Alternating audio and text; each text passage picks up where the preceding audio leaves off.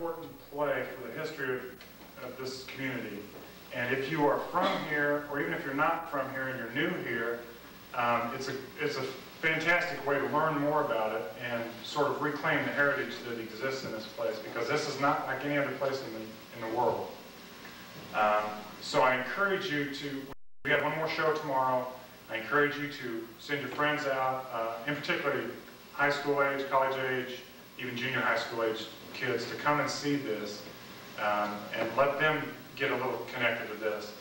If you want to connect some kids that are a little younger than that, or a lot younger than that, we've had the benefit tonight of this historical coloring book that was written by Waring-Holt and illustrated by Joan Harbin. And it is a historically accurate pages on here of different information about Fairhope and different things about this. They've been nice enough to donate the proceeds to this to the Fairhope Centennial Committee, so we really appreciate them for that, and enjoy the show.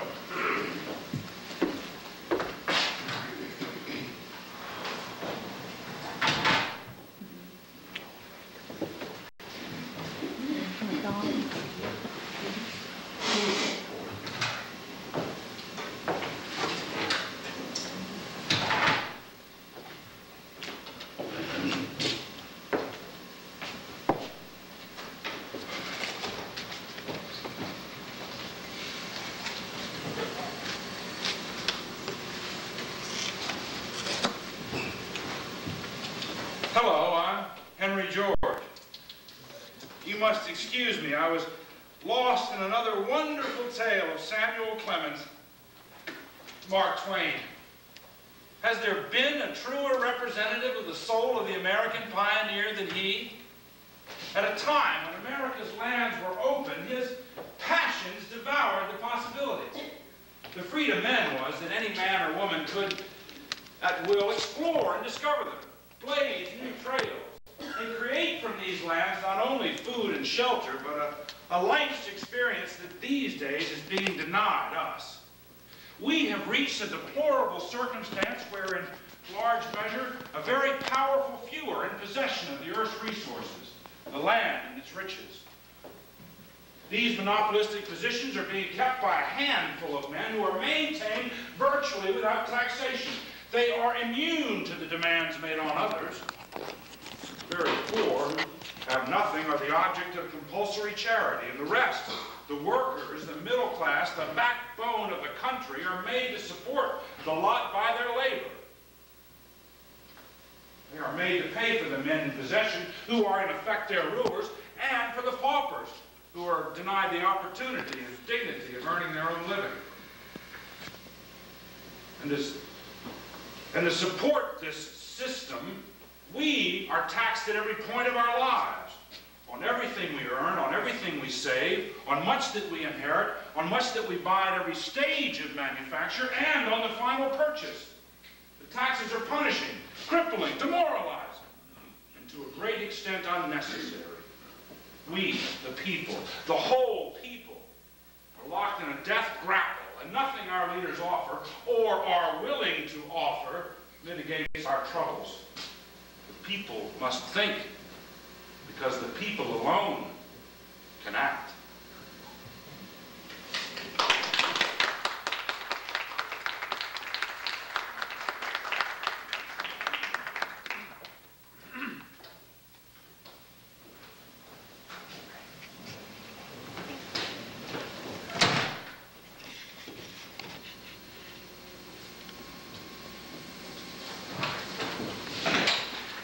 Saw your light burning.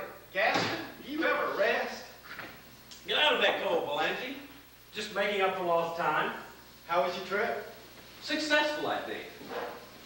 A little hunger can account for a lot of motivation. Fortunately, we're well organized here in Iowa. And from what Alf Wooster tells me, the party is growing steadily nationwide. He receives correspondence from across the country, nearly all supportive. Have you heard from General Weaver? He's exhausted, but excited.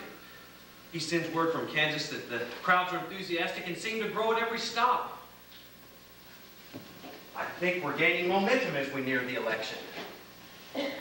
Isn't it exciting to be working directly for a candidate for the presidency of the United States? Especially since we're the party with the platform of reform. And we need reform now more than ever. Never before has wealth and poverty grown to such extremes. How anyone can sit idly by and do nothing to affect change is beyond me. Let's keep things in perspective, Brother Belangi. Thousands upon thousands are out of work. We're in the worst financial depression in the history of our country. Those who aren't working are roaming the streets with empty stomachs, looking for any means with which to feed their families. It's difficult to ferret out the correct political avenue when hunger constantly gnaws at your belly and the lack of employment strips your dignity. It's not the wealth that bothers me so, but it's the immorality of what greed does to humanity. While we're denying man the dignity of working and providing for his family. Have you ever looked into the eyes of a man standing in a soup line?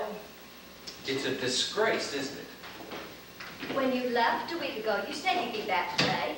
I assumed that meant home. Uh-oh. Good evening, Clara. Evening, Brother Belangi. I just got in. I didn't want to ride all the way to the house. Only to ride all the way back here tonight. I just thought this might save a little time. I should think you could occasionally direct a little time my way. Why, I can think of no better way to direct my time than towards you, my dear.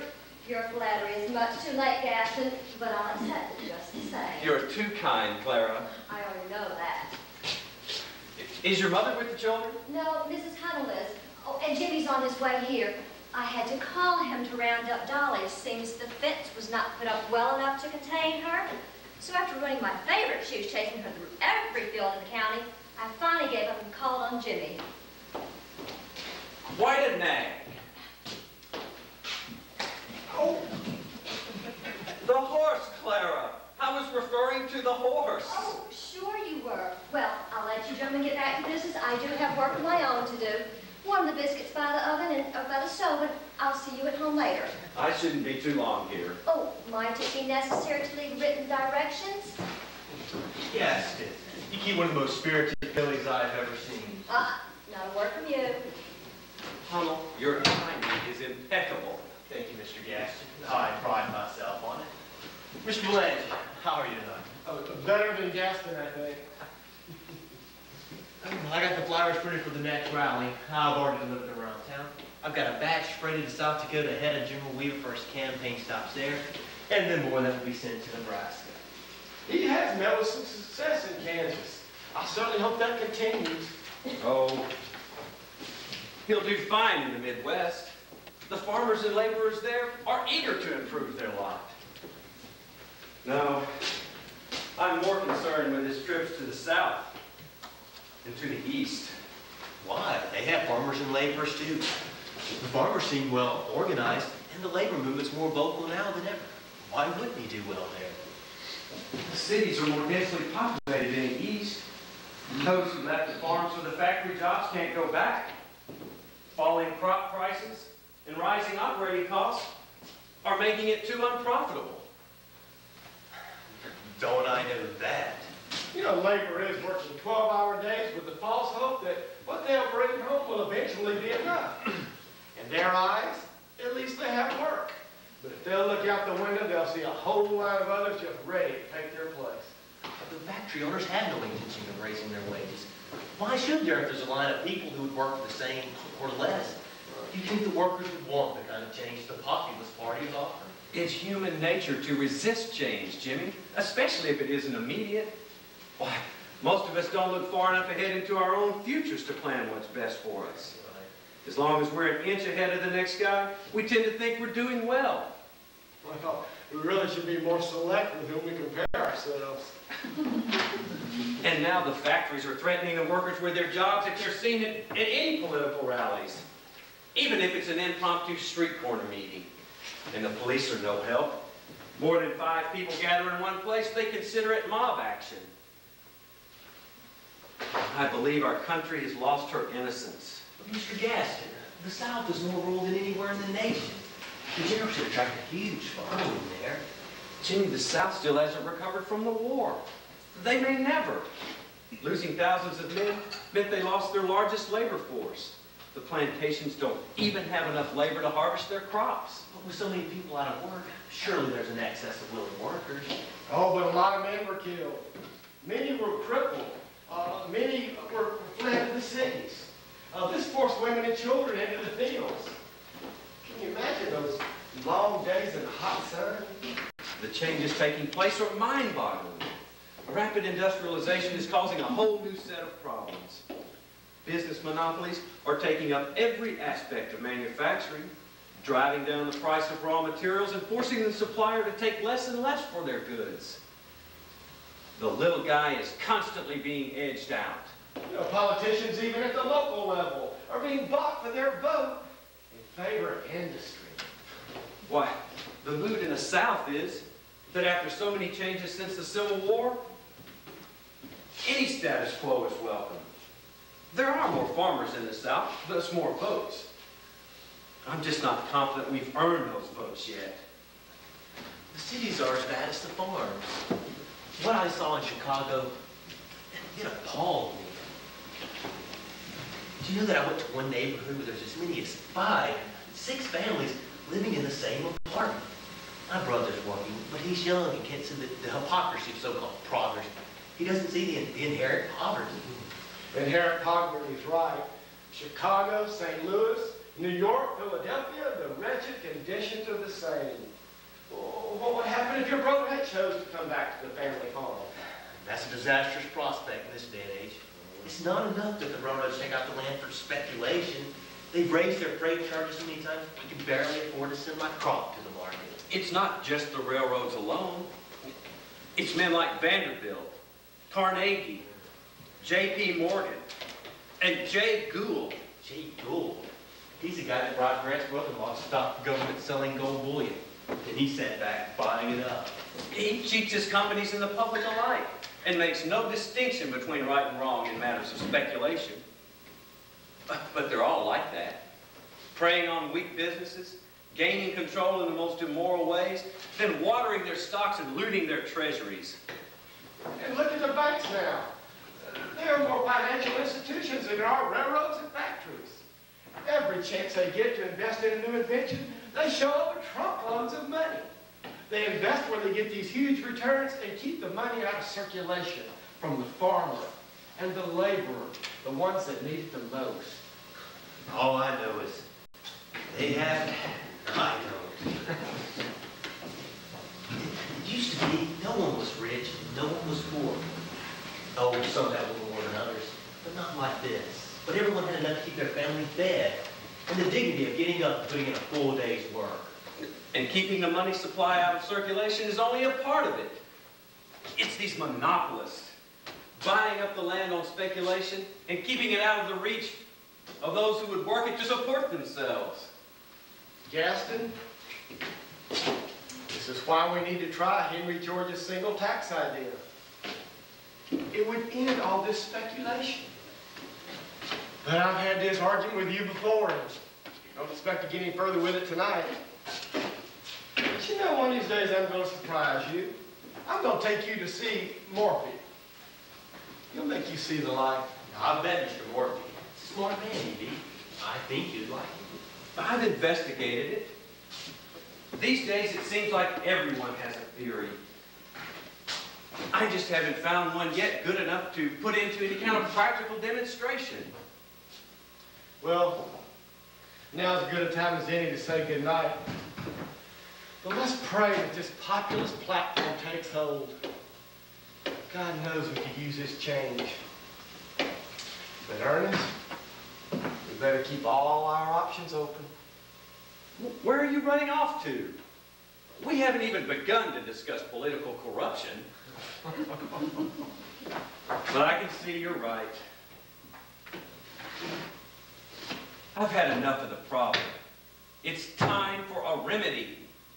Well, if there is a remedy for the ills of this society, I trust that until you can find it, and I know I'll do whatever I can for the cause. You're a good man, Hummel. I guess a little hunger cannot account for a lot of motivation.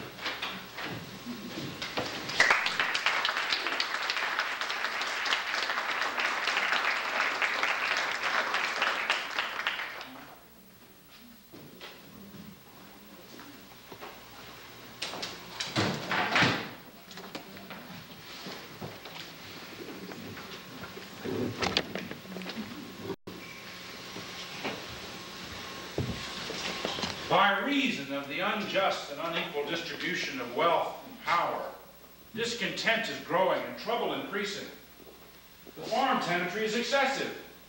Agriculture is depressed. Democracy is stifled. The government is tyranny. The rich are becoming richer and the poor are becoming poorer. Society is sick. The petty privilege of the few is preferred to the sacred rights of the many. Honesty has ceased to be common, and for the purposes of speculation, so much land is being held out of production that one does not have to travel far to behold the intolerable trinity of idle land, idle rich, and idle poor. One afternoon out in California, I took a ride on which the following incident occurred. Absorbed in my thoughts, I had driven the horse into the hills until he panted. Stopping for breath, I asked a passing teamster, for want of anything better to say, what land was worth there. He pointed to a group of cows grazing so far off they looked like mice and said, I don't know exactly, but there's a man over there who'll sell you some land for $1,000 an acre. Like a flash, it came to me that there was the reason for advancing poverty with advancing wealth.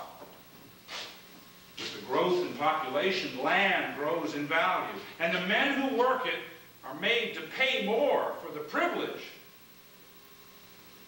I turned back amidst quiet thought to the perception that then came to me and has been with me ever since.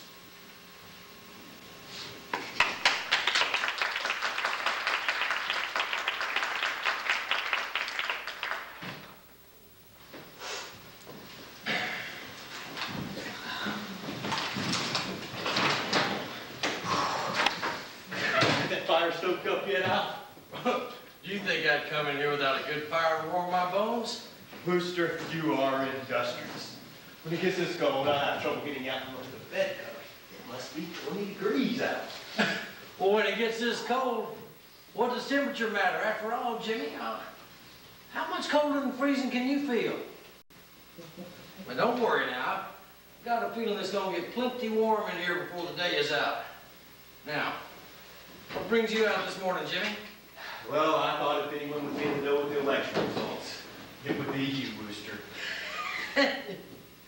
Yeah, you'd think that, wouldn't you? I mean, after all, I have been a member of the Reform Press for some time now, and, well, since 1890 when I got my own paper, and well, I do have a network of reformers all across the country. Why, between the Liberty Bell and the Tribune, you'd think I'd have my hand on the pulse of the nation. But for the life of me, I can't seem to call this one. Well, I don't know anyone more in touch than you, Booster. After all, you've done more to get the word out. Well, more than anyone I know. You know what's funny? It's funny how when an election finally takes place, well, a man's sense of worth seems to stare him right in the face. Why, Jimmy, it's like looking into a reflective glass and seeing, well, all that work you've lost yourself in the last 4 years, seeing it from a completely new perspective. How do you mean, Al? Well, I'll tell you how I mean. Think about where we were 4 years ago. Well, we were frustrated in the midst of this same economic depression. The populist platform, that was our answer. While we'd increase the money supply, the government would own all those monopolies. We'd regulate business and use initiative and referendum. And have an 8-hour workday, too. We have accomplished a lot in the last 4 years. Oh, have we? Oh, don't misunderstand me. We've each done our best to it. But have we built the support? We have support all over the nation. The Liberty Bell, the Tribune, they both show that. Do they show that? Well, we've each done a little bit since Gaston took over the Tribune so we could campaign. And Belanger did bring the best of us together, and, well, Gaston built a strong state party. But does that mean the party has strong national support? I don't understand what you're getting at. I'll tell you what I'm getting at. Each of us, each with our own ideas when we came together. Well, we compromised some of our positions and we fought the battle. But I have received correspondence from all over the country. And at times, even from beyond our own borders, all showing tremendous support for the reform movement. But now, well, now that the election has taken place, Jimmy, I see the larger picture. I see it as if I were floating above the earth looking down. Well, go on now. Well, step by step, we went from idea to agenda, agenda to platform, and platform before the public. But the public each had their own individual ideas. Why? I was so immersed in the cause, I neglected to hear what the individual was telling me. I mean, all of our correspondence was surely in support. But now I see that, well, some supported the platform. Others accepted portions of it. And then there were others who had their own ideas that had only to do with reform and not the party at all. So what you're saying is that we weren't as united as maybe we thought? Oh no, we were united. We were united. We just didn't convince everybody out there that our way to reform was their way. So you're not encouraged that the election will fall our way? I fear that at best we may gain a few governorships. And, well, Jimmy, at the risk of sounding pessimistic, I think it's a slim possibility that we will be addressing a President Weaver. My God. Amidst all our work, I don't think any of us gave defeat the first thought. I mean, the platform seemed the perfect antidote for the ills of this society. Have a seat, boy. Did I tell you it was going to warm up in here? Now, you just wait till Gaston comes through this door. I mean, I, for one, I don't plan on being here when he does.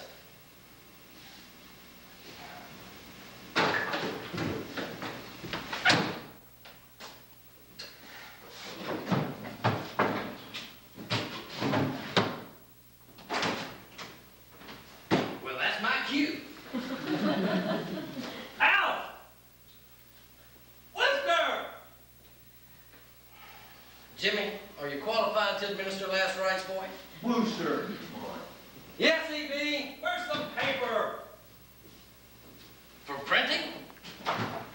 Print or longhand? Right now I don't care. Try the cabinet where the ink is kept. Are you going to ask him about the election? Well, is there any need? I'll talk to him.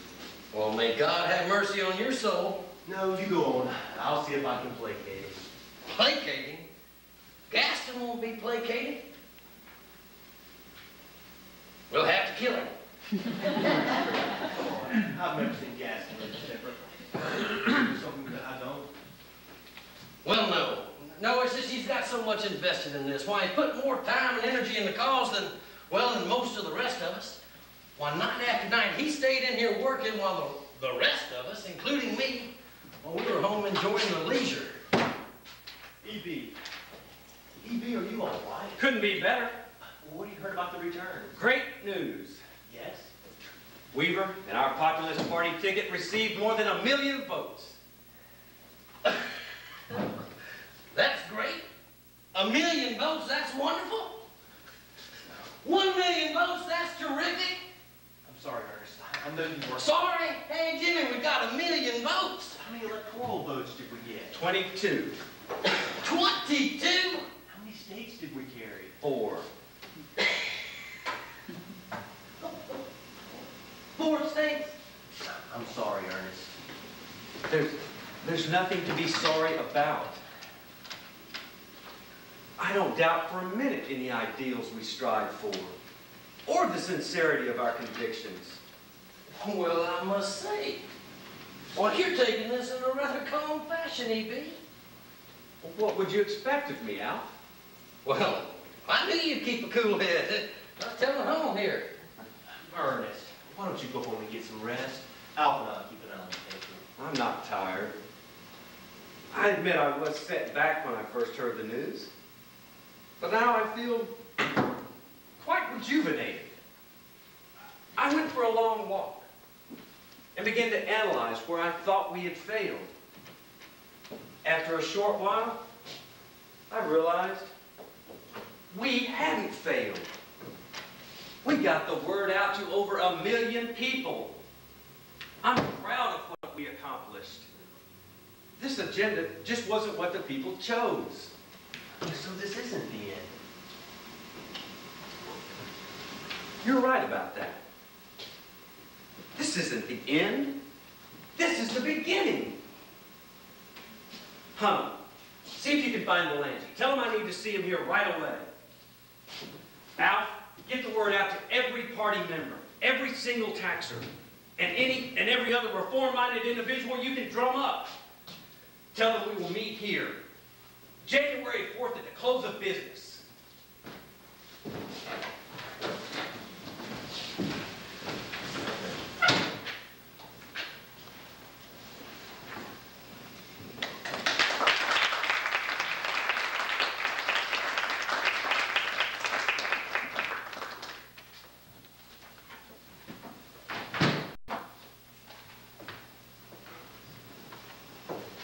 Best and most extensively circulated textbooks on economics, while they insist upon freedom for capital, while they justify on the grounds of utility the selfish greed that seeks to pile fortune upon fortune, and the niggard spirit that steals the heart to the wails of distress, what substantial promise do they hold for the working man, save that he should refrain from rearing children?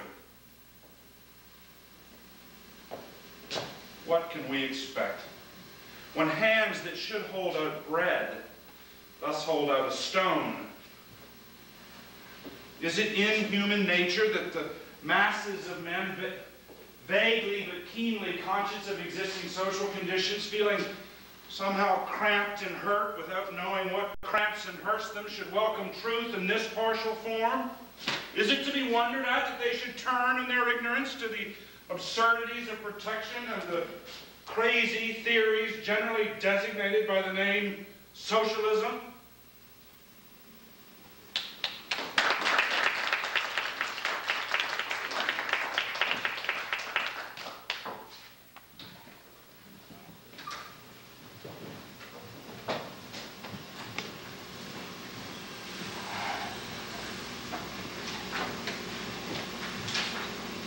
Ernest? Come in. Jimmy said you were upset. I am upset. Do you need medicines? Should I go get Clara? Brother Delancey, I am upset in only the most judicious manner. Well, how so, Ernest? Since being informed of the election results, disheartening as they may be, I've taken the time to study our efforts in relation to other methods of reform across the country. Oh, Ernest, listen to me for a moment. Listen, I have nothing but the highest regard for your contention. Each of these methods, a piece was always missing. The piece that becomes a cohesive force, which makes a promising theory executable in demonstration. I have tried to persuade you, ever since we first met, to organize a colony based on the single tax. At any given time in this country, there are a handful of colonies, each claiming to be founded on one philosophy or another. Invariably, within a number of years, they become immersed in bad policy and infighting amongst their members. Well, maybe we should analyze some of these experiments a little more carefully. I have done just that. Oh, my word. When did you find time? I couldn't get out of my mind that there was some flaw in each of these trials. And I couldn't get to the reason why, that in each one, something was always missing. Gaston, you are a diligent son of a gun. I decided my best opportunity to find a solution was to take the complexities of each situation and reduce them to their element. Well, you should have been the professor and I the journalist. This approach left me with two conclusions. One, that for any theory to be made workable, it must first be workable in the abstract, and then it must, in all aspects, be workable when transferred into practical demonstration. And the other?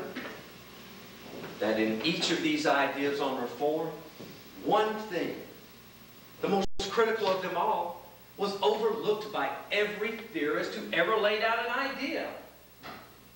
Incredible, since the purpose of each theory was to improve the condition of humanity. And that is? The psychology of the human spirit.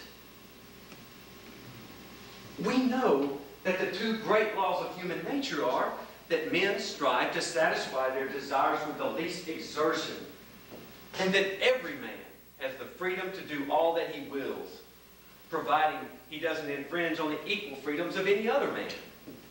So we have that responsibility to provide the framework that allows the individual to be just that, individual. Do you think we can accomplish this needed change with continued work with the Progressive Party? Brother Belangi, I have reached the disagreeable conclusion that the road to reform is a long and tedious one, the end of which may not be reached in time to do either of us any good in our lifetime. No, we must set ourselves on a new course of action. A colony? A colony, yes! But not like the others that call themselves cooperative and that don't live up to their own creeds. No, ours will maintain that part of human nature that retains the rights of the individual above all else, thereby attracting only those individuals who wish to live and work in true cooperation. Brother Gaston, you may have shed the light on what may be the final cog in the wheel towards true social equality. I pray you're right. And this reminds me of those words from Isaiah. And they shall build houses and dwell in them. And they shall plant vineyards and eat the fruit from them. They shall not build and others inhabit. They shall not plant and others eat.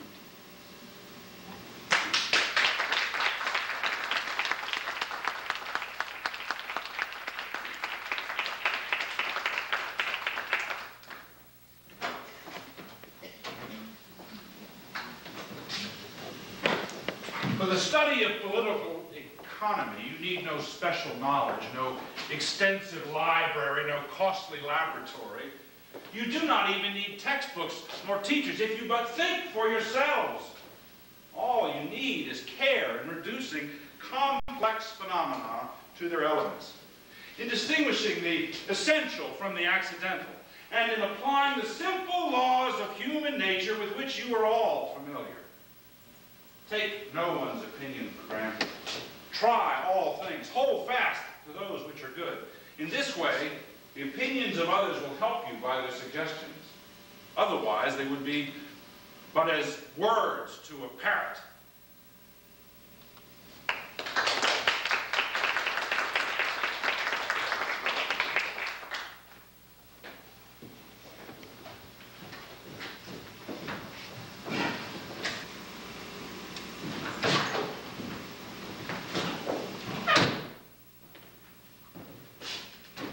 Good evening. I would like to thank each and every one of you for responding to Alpha Wooster's request to attend this very important meeting. I can't thank Alpha enough for his trusted and reliable work for us. True cooperative individualism is our aim. The present social and economic order is doomed. In the height of its marvelous achievements, it bears within itself the seeds of its own destruction. It must go. With the constant narrowing of opportunities, as one industry after another falls into the hands of trusts, and the broad acres of our heritage pass under the control of speculators, competition divides us. The reformer must face the alternative of being true to his higher convictions at the expense of present-day comfort for the safe provision of the future. What more practical, more reasonable, than for those who understand the devices by which the labor of the many is taken for the profit of the few, to unite for the elimination of the speculator, the usurer, the monopolist of public service, and all other parasites who fatten upon industry, compelling the producer to gnaw the bone while they eat meat. The plans herein presented have been formulated for a model community to be free from all forms of private monopoly, That's what we want. and which will ensure to its members equality of opportunity, the full reward of individual effort, and the benefits of cooperation in matters of general concern.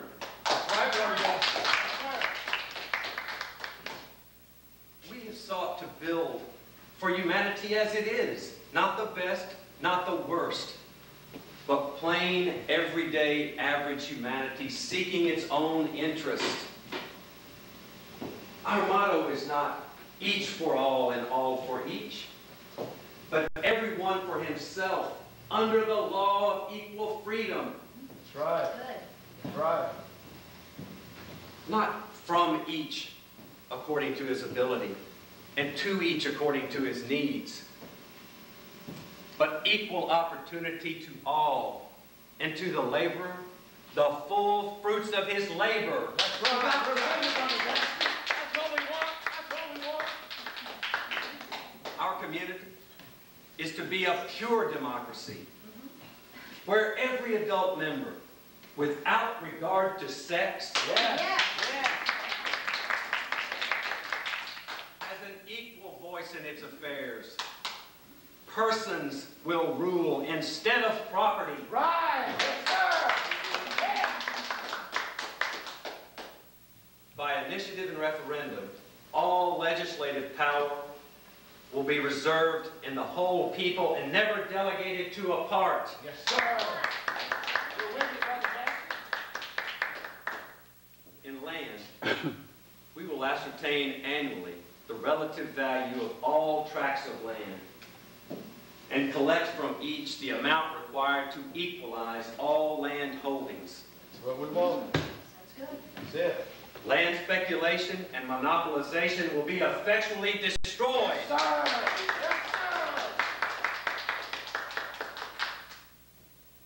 sir. In the control and operation of all public utilities by the association, the comfort and convenience of the members will be the first consideration, instead of the pecuniary profit of a few investors. It will be the purpose of the company to provide free of charge to the individual, public schools, Right. libraries, parks, paths, etc. Make sure they're hot now.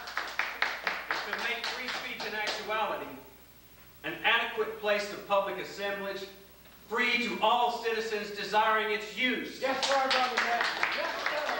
We're with An organization of cooperative production and cooperative distribution to help reduce cost and eliminate tax at every stage. Yes, sir. Yeah. That's what we want. We're with you. Yeah. We have here presented the chief features of an association under whose rules we feel confident can be secured advantages which cannot be hoped for outside of it. A community wherein he who labors will reap the fruits of his labor. Yes. That's fair. No less, no more. That's it. That's fair. Wherein the necessities of the people will be the concern of all, instead of the opportunity of a few. Right. Where the farmer and the worker, whether in store or in factory, will enjoy advantages now denied to both. Yes, sir. Yes, sir, Brother Jackson. Where men, always including women, All right. Yeah. will will be the rulers and wealth the servants. A community where intelligent men and women gather together for a common purpose will seek to make practical applications of the best ideas, of the best minds of all ages, to a solution of the problem which threaten today every nation on the globe. Right. That's right. Well, no problem, Jesse. In such an effort, we invite the cooperation of all kindred aims. Yes, sir. All right. Yes, sir. I do believe it stands a fair hope of success. Yes, that's all the Constitution. Let's now formulate the Fairhope Industrial Association. Fairhope, I like that. Upon completion of the Constitution, let us send Mr. Belangi and Mr. Mann to begin site selection. Yes. All in favor, say aye. Aye. This meeting is adjourned.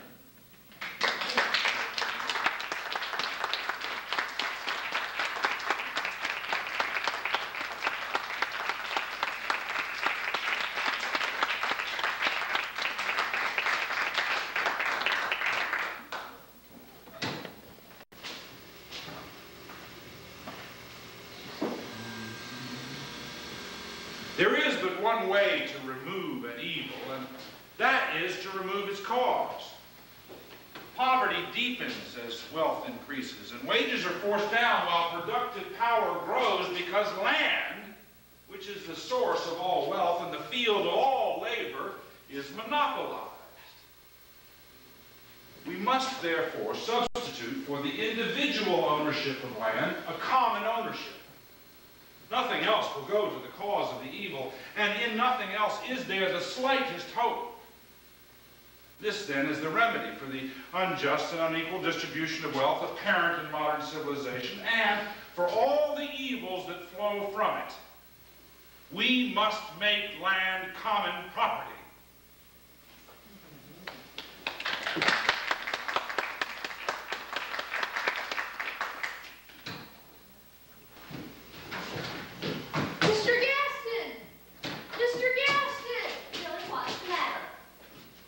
Mr. Gass is not here. Is something wrong? Where's Mr. Gaston? I need to talk to Mr. Gaston. I told you Mr. Gaston is not here right now. He's in a meeting. What is it? It's about a lady. A lady? Maybe you should tell me about it. She asked for Mr. Gaston. She did, huh? What lady? The one who's on her way up here. Here? Well, Billy, who is it? Some lady. Billy, there are about 300 people in all of Fairhope, and you seem to know every one of them. Now, which lady is it? I don't know. I've never seen her before. I find that hard to believe. No, I was down for work to see if I could earn some work when a steamer pulls in, and off she comes. I asked her if I could carry her bags. She said sure, and hands them to me. That was very nice of you, Billy. She is a strange one, Miss Gaston. Why is that? When I asked her where we were going, she tells me Mr. Gaston's office. I told her that church a nickel, because even though it's not that far, that hill gets mighty steep when you take bags. So why does that make her strange? When I told her to charge a nickel, she just snatched her bags right out of my hand. At that price, she probably thought you were a robber baron. Then I offered to do it for 3 cents. Doesn't look like she took you up on it. When I dropped to 1 cent and she still refused, I knew she was strange. Billy, you ought to be admired for working for your money, but some people just don't want to spend money when they can do the work themselves. Miss Gaston, those bags were heavy. It would have been hard for me to carry those bags up that hill. She is doing it, and she is a lady. I'll take that as a compliment, even from a young actress. That's her, Miss Gaston. Oh, Miss Gaston, I'm Marie Howland. Mrs. Howland, oh, it's so good to meet you. Ernest has told me so much about you. Not in front of the boy, I hope. Billy, this is Marie Howland. She's one of the hardest workers in the reform movement. Not many women as well known as she. I take great pride in being known. Well, or not. Well, Miss Howland, I guess it's good to meet you. I hope I didn't offend you, Billy. I just needed the exercise more than you. Billy, you better be running along now. I guess so. If I could choose a reformer, I probably wouldn't have tried to charge her. I'm going to back down to the wharf. I understand there's a freighter coming from upriver. Those guys are easy pickings. It's quite a boy you've got there. He's not one of ours. Well, we can both count our blessings. Yes. Ernest is not here right now. He's in a meeting. How was your trip? I thought nothing was more beautiful than my farm in New Jersey, but the further south I traveled, the prettier it got. And when I came across that bay, I knew everything Mr. Gaston had said about this place was true. You know, you never know what to believe when someone's trying to sell you something. Oh, he's a salesman, no doubt. Oh, but tell me about you. You've participated in a lot of reform activities. Oh, my dear. I've participated in all kinds of activities. Well, after your experience in Mexico, what made you decide to give Fairhope a try? Mexico was a disaster. Nothing at all like it was touted. Oh, my experience in Guise, France was much better. In Mexico, what was supposed to be a colony based on cooperation turned into financial speculation and constant infighting. So what really happened there? Well, I had designed buildings, so homes were spacious residential homes. Privacy for each family, but without kitchens. So the responsibility of cooking didn't keep women as slaves to the kitchen. I like it already. We were going to have scientific nurseries where children were cared for by matrons, professional physiologists, nurses, and the like, as the name would imply. Oh, I love it. Mrs. Howland, I think I can speak for the rest of the community in saying, I hope your stay here is a long and fruitful one. So what happened? Well, we wanted collective domestic services, so the burdens of the family wouldn't keep a woman from engaging in work outside the home, or from participating in important decisions that affected her life. But when they tried to finance the railroad down there, the speculators got carried away. It failed to materialize, and there was no money left to build. Well, I guess if things had gone the other way, we would never have had the opportunity to meet you. I bet you're tired. Why don't we get you home and get you a nice warm bath and get you some time to recover? Are these all your things? Well, I brought a collection of books. Huh? Maybe we could start a lending library. Yes. Think Billy would bring them up for a nickel? How many books did you bring? Oh, over 1,200. Oh, even Mobile doesn't have a lending library.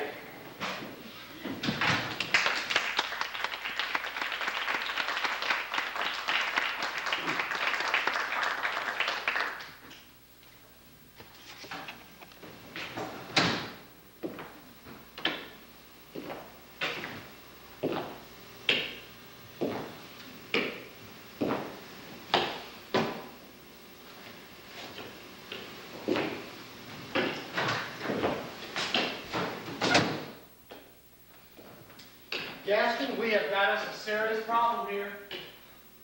Well, that's nothing new. We've had problems since we got here. We couldn't even finance a well with the money we brought. Yeah, we wouldn't have one yet if it hadn't been for Mr. Coleman putting up the money. If only they had put it in a place that drew water the first time. We've got us a serious problem here. What is it, Belangi? It's about your friends, Springer and Brokaw. My friends? Springer is your friend from the Indiana Club. Well, Brokaw came down because of you. Brokaw's been nothing but supportive since we were in Des Moines. He used his paper to help us get our populist platform out. is up to something now.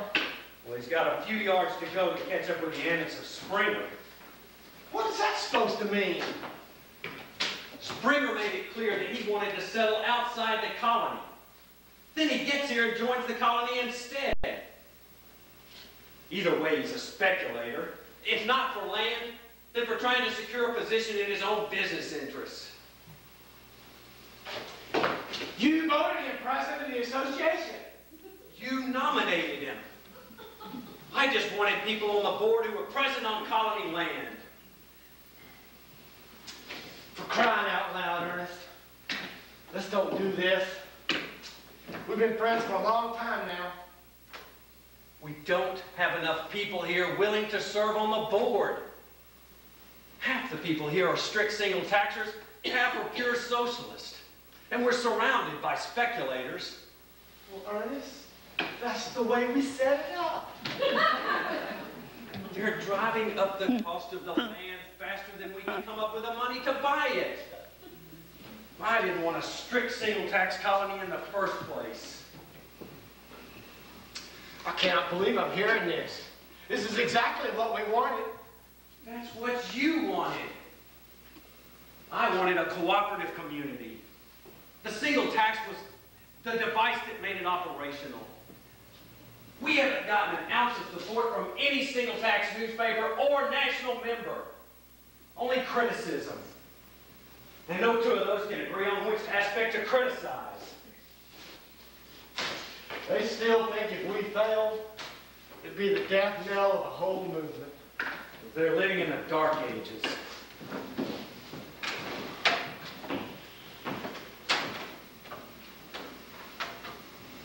They want to change our Constitution. Who does? Springer and Brokaw.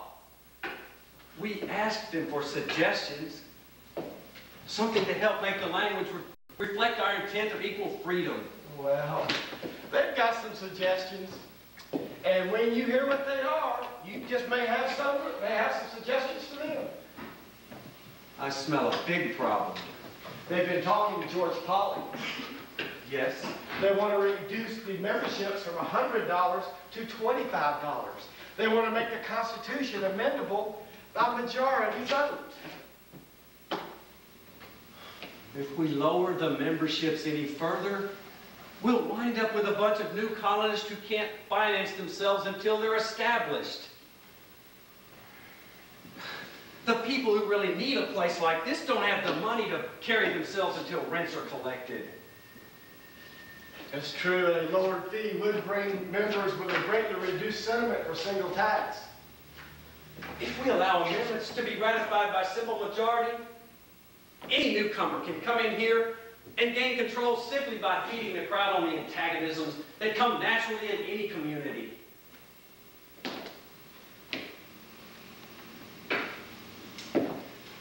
That's not the worst of it, Ernest. I overheard Polly say that they're going to ask that the Courier and its editorship be divorced from the Fairhope Single Tax Corporation.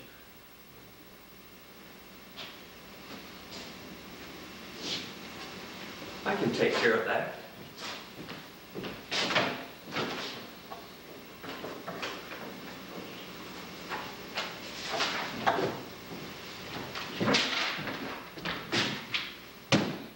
They can have it.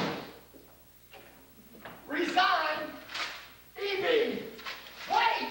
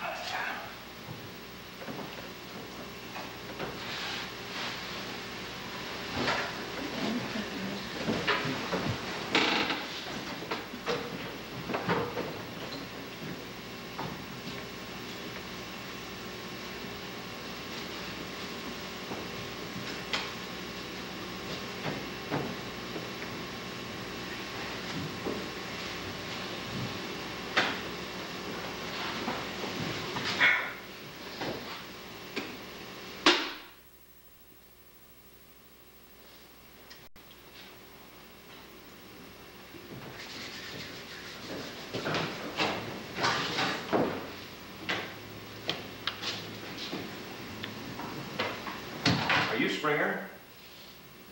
Last time I looked. So, you were the new editor. Looks that way, doesn't it? Friendly sort, aren't you? Sir, I'm not here to make friends. That's pretty clear. Why are you here, Mr. Springer? Well, since your friend Clements couldn't see his way here as the elected president of this association, they voted him out. And me in. So now, you want to rewrite the Constitution. You want to reshape it your way. My way. My way is I want it to be right. You figure if you can get amendments passed by a simple majority, then all you have to do is write a few of your friends, have them come down here and the place is yours, right? You're Coleman, right? That's right. Well, let me tell you something, Mr. Coleman. This place is a disaster. And if it's going to be a true single tax colony, the Constitution and all you people are going to have to change. Well, let me tell you something, Mr. Springer. This disaster, as you call it, just happens to be my home. It's the home of some of the finest people I've ever had the privilege to call my friends. Where were you, Springer, when we first came down here and all there were flea bites and tree stumps? You're not that type, are you, Springer? You'd rather have somebody else come down and do all the dirty work, and then you just come in and steal it away. Let me tell you something else, Springer. I'm going to personally see to it that these so-called revisions of yours are soundly beaten. If they're not, I'm going to see to it that you are. Why, Mr. Coleman, whatever happened to your cooperative spirit? Great thing about Fairhope, Mr. Springer. Although we are a cooperative, our Constitution, which you're trying so hard to change, retains the rights of the individual. Let's say I'm expressing my individuality.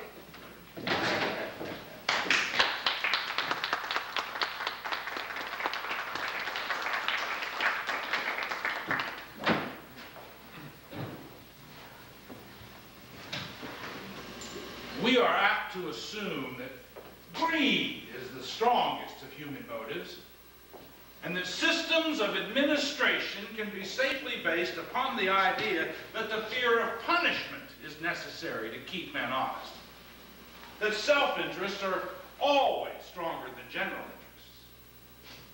Nothing could be further from the truth.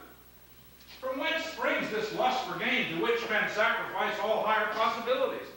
Does it not spring from the existence of want? Is it not normal for all men to fear poverty? For poverty is not merely deprivation, it means shame, degradation, and the searing of one's most moral and mental natures as if by hot irons.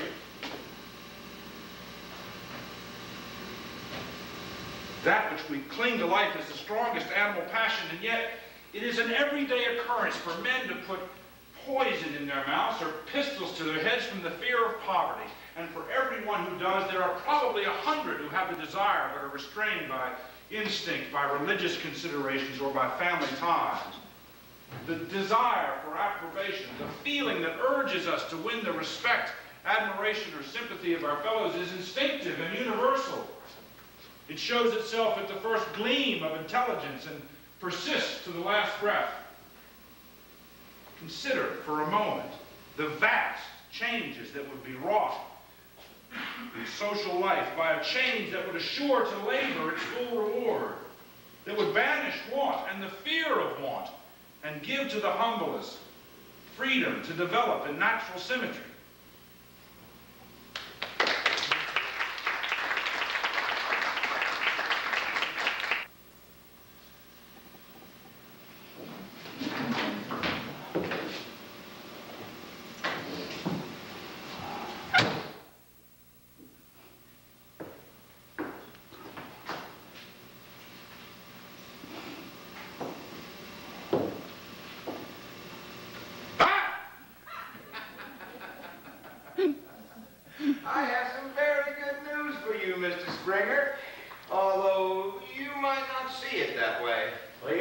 join me, Mr. Coleman. I can't wait to hear your words of wisdom. Seems as though the results of last night's votes are in, and, well, looks like there are going to be some changes made around here. So, they've approved our revisions. No, not exactly. What they did, Mr. Springer, was they soundly defeated your proposals. Well, if at first you don't succeed. Well, Mr. Springer, they voted on another matter which you might not be aware of right now. I'm the president. They can't vote without including me. Oh, they did include you. As a matter of fact, you were the subject of the meeting. What they did, Springer, was they got together and they voted you out. So if I were you, I'd pack as much as I can, as fast as I can, and get the hell out of this newspaper office.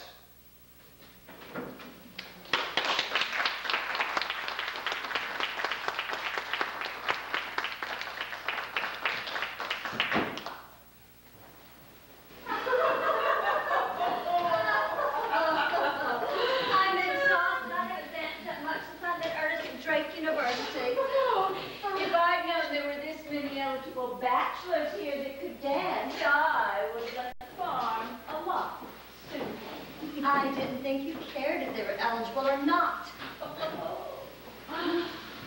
My dear, if they're breathing, they're eligible. I've heard you had different views on relationships. I just believe women have the right to make the same choices about their behaviors as men do. I believe in passional attraction. And why not? I've been working it on my own since I was in my teens. Women should be independent in all ways, financially as well as their choices of leisure. What about respectability? Traditional sexual morality is defined by hypocrites and fools. Monogamy is unnatural. At least it is to me. And it is clearly unnatural to a whole lot of other folks who publicly proclaim otherwise. Well, I've never heard the like. Oh, go on. Well, I'm not saying everyone should. I'm just saying a woman should have a choice. If she chooses only to be with her husband, then that's what works for her. But if she's doing it if and when he says, without equal freedom to pursue him, then she is no more than a slave. Seems to make some sense.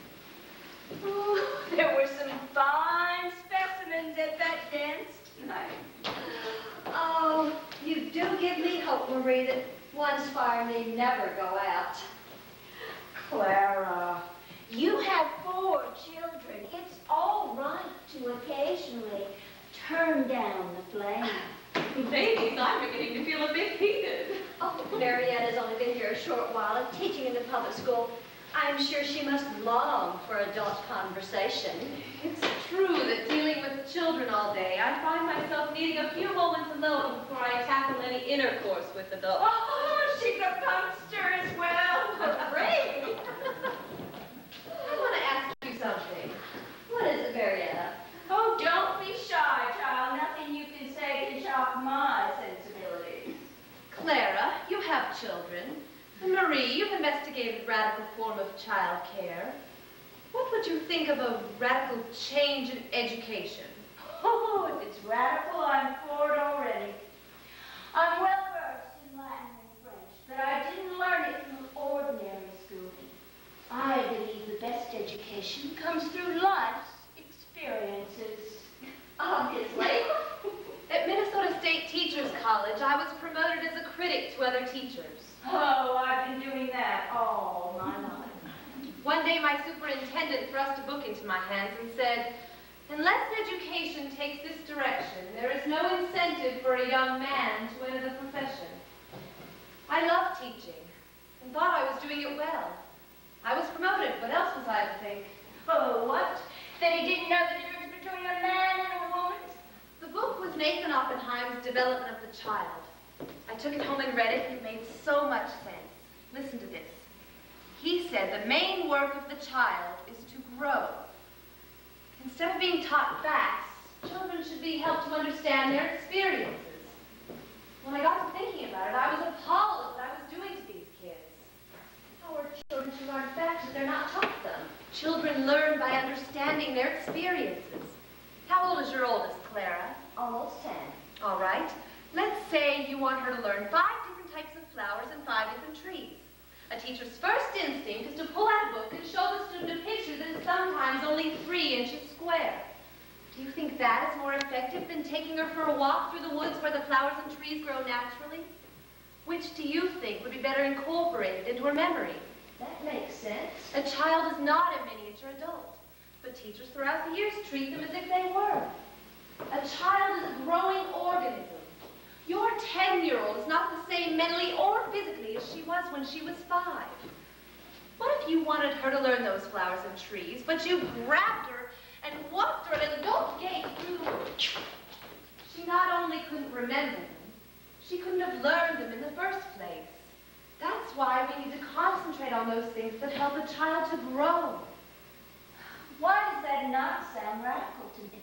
I've always wondered who arbitrarily decided, all right, this year we'll learn reading. This year we'll learn arithmetic. This might try your radical limits. It did mine, until I understood. What if we didn't allow a child to read until he was 10 or 12 years of age? That is radical. What do you base that on? Little children aren't ready for the analysis of symbols which learning to read entails. So many teachers complain that it's difficult to teach a young child to read.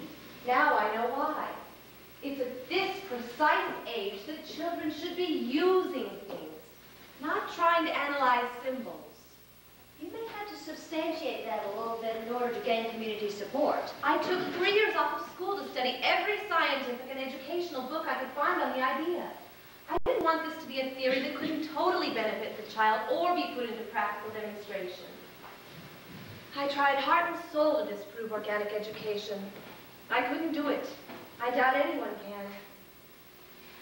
I can't think of a better place to start a school like that than in a community like this. There's much to be said for their outlook on children. Children are not developed like adults, and to expect rote memorization goes against every natural impulse they have to think things through. Let's do it. We'll talk to Ernest tomorrow. Maybe we can get Mr. Phelps to donate some money just to get this started. Oh, he helped me with the library. I'm sure I can help him see the benefits of this.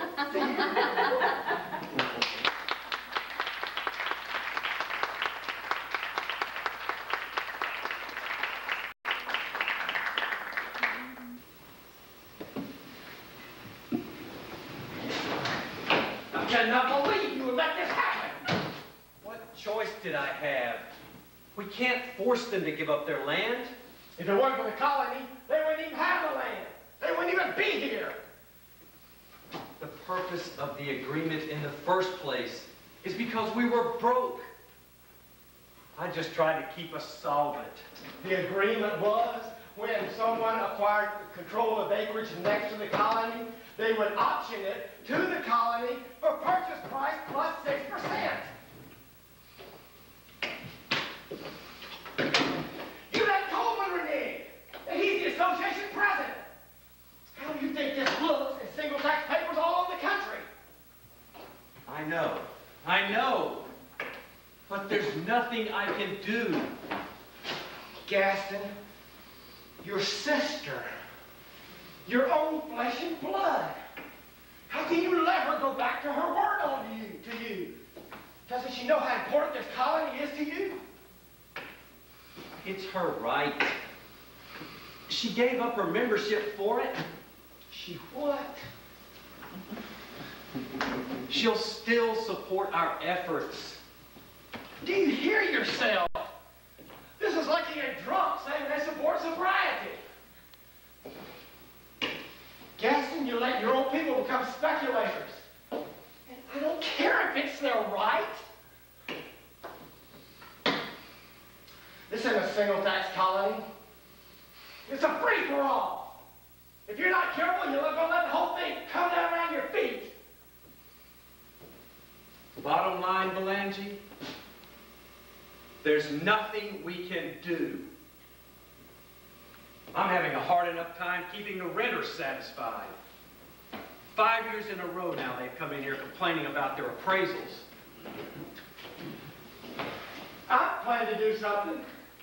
At the next association meeting, I'm making a proposal. Anyone owning land adjacent to the colony not be considered for membership. Fine. That may help us in the future. But what's done is done.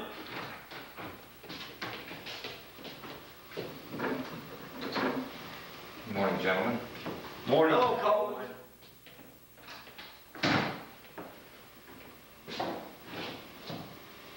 I have here a list of proposals from some of the tenants upset with the appraisal policies.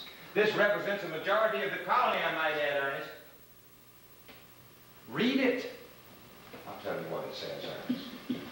It questions the right of any salaried member of the executive council to sit on the rating board fixing the rents. It also proposes a legal limit, say 5% on the amount the rents can be raised from year to year. That way they won't double and triple like they have in the past. If some works project makes it necessary to raise them above that, we just want the chance to vote on it. Coleman, the rental values were not raised arbitrarily by 2/3, as rumor would have it. The rents collected in the past have proven to be too low. This raise would only allow us to catch up. And besides that, the rentals cover advantages accruing from colony policy not exclusively inherent in the land. The rents are becoming too high to pay for some people already, Ernest. They're as high as some of the taxes in the cities up north. Isn't that one of the things we came here to get away from? Also, I have to tell you both this. We want complete financial disclosure. We want to be able to examine the books whenever we think it's necessary. That's not really an unfair proposal. We should have a say in this, E.B. The needs and desires of the community should be determined by the community. I couldn't agree more. We are going to run a slate of candidates against you in the next election, Ernest. Fine, Coleman. But before the election, they better be willing to pledge their approval of the single tax policy in general, as well as the Fairhope plan of applying its principle. Do what you have to, Ernest. They will have to pledge themselves to the association, both in its constitution and its lease contracts. If they don't abide, they're subject to recall. Gentlemen, good day.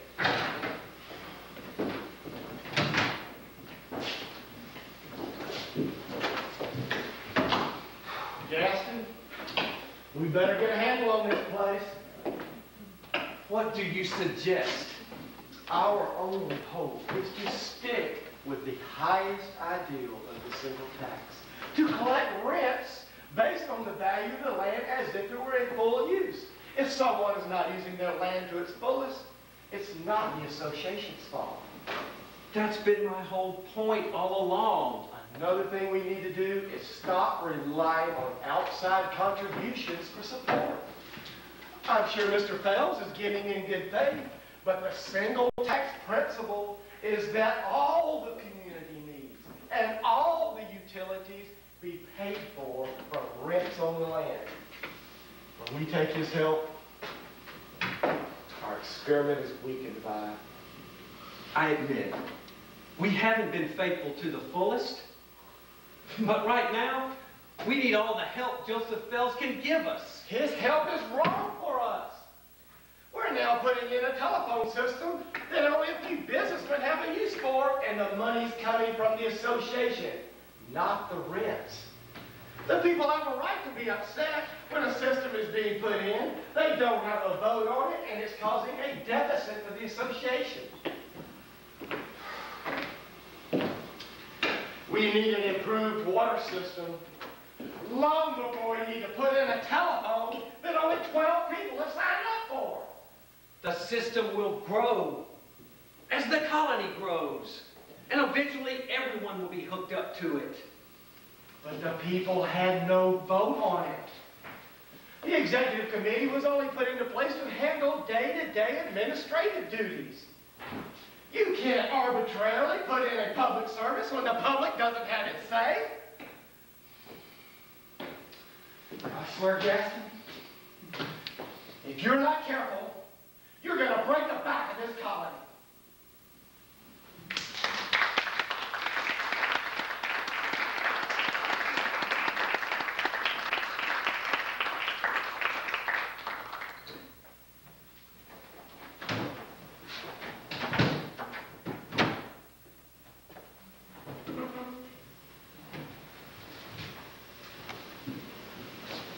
Liberty is a word to conjure with, not to vex the ear in idle boastings. For liberty means justice, and justice is the natural law, the law of symmetry and strength, of fraternity and cooperation. Liberty is the source, the mother, the necessary condition. She is the genius of invention, the brawn of natural strength, the spirit of national independence. Where liberty rises, virtue grows, knowledge expands, human powers multiply.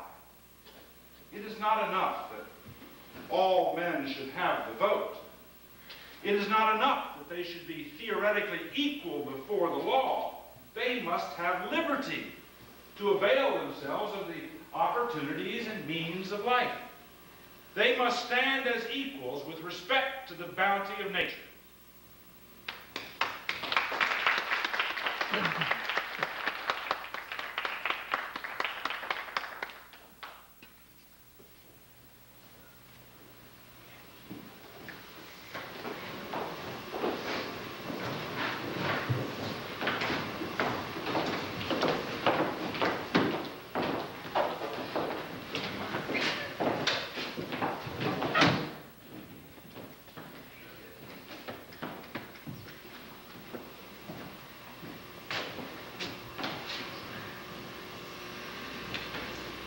Love Christmas.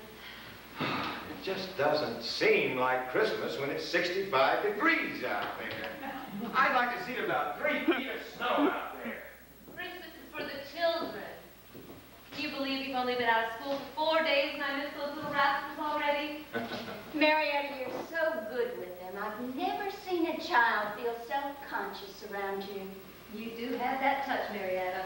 I think it's because I respect them as children and don't expect them to be adults. Maybe just 2 feet. Really, Ernest, wouldn't you like to put on a heavy coat, hat, and gloves, and go slogging in the snow? Do you feel your face freeze, huh? Oh, God, I miss it. Oh, Ernest, come and sit and talk with us. You're being so unsociable. You know, 20 years ago, that road didn't even exist. Watch out, he's in one of his sentimental moods. Now look at it. It's improved, and it has businesses. Good businesses on both sides of it. I remember cutting brush and hitching tree stumps to mules. I suppose that kept you from making an ass of yourself. He's like a proud papa. Ernest, you should be proud. I've been with others who tried less and failed. I am proud, Marie. I'm proud of all of you. You're an amazing man, E.B. You know, I'd set you right up there with the gods if you'd just make it snow a little bit. That's just like you, Coleman. Always asking for the impossible. Seriously, E.B., you and I have had our differences over the years, I know, but just look at what you created. Thanks to you, Fairhope is the largest town on the Eastern Shore. It's because of people like you that this place is what it is. From Des Moines, I used to wonder why so many of these cooperative colonies always failed. Now I know. It's a constant battle just to keep things together. Cooperation and individualism are not an easy match. It's like the organic school. If I didn't know how hard it was going to be, I might never have tried it. But I'm so grateful for it. To think I started out with 6 students and now I'm nearly up to 150. We know dreams come true, don't we, Ernest? Your ideas only seemed radical until people could see them in action. The results are proven. There's nothing new or original about what I'm carrying on. I've just tried what all advanced educators said should be done. We just try and have our schooling not interfere with our education. And Marie, you've had your hand in educating our folk also. If it weren't for you, we might still be without a library. Do you know, it took me 4 months, night and day, to catalog all those books I brought. Then when I finally opened the library out of my home, my biggest problem was convincing folks they weren't interrupting me when they came to check out books. But we're doing great now. And the new library is beautiful. And who could have selected such an array of books but you? We have created something very special here. It'll live long after we're gone. Even if it doesn't snow at Christmas. Clement, there are so many things to do here. My friends in New York ask if I miss the city. But what can compare with real progressive country life? No great city can respond as well to our natural wants. Since touching these shores, I've never looked back. The ground here was no account for agriculture, but we found ways to make it work. Most of the timber had been felled, but we were provided enough to build and warm ourselves.